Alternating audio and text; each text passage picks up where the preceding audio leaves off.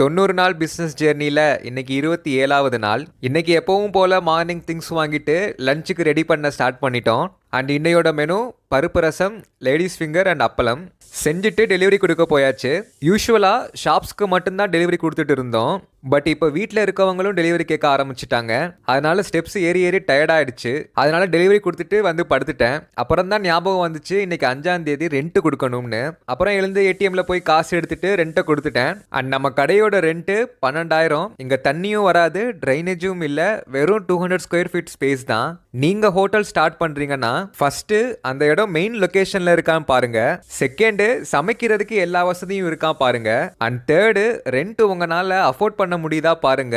முடிஞ்ச வரை கம்மியாவே ஸ்டார்ட் பண்ணுங்க. அண்ட் ஃபோர்த்து, இதெல்லாம் கிடைக்க டைம் எடுக்கும், அதுக்கு நீங்க பொறுமையா இருக்கணும். நாங்க ஸ்டார்ட் பண்றப்போ ஒரு ஆர்வத்துல ஸ்டார்ட் பண்ணிட்டோம். பட் இதெல்லாம் பண்ணாதனால இப்ப ஸ்ட்ரகிள் ஆயிட்டு இருக்கோம். நீங்க ஹோட்டல் ஸ்டார்ட் பண்றீங்கன்னா இதெல்லாம் மைண்ட்ல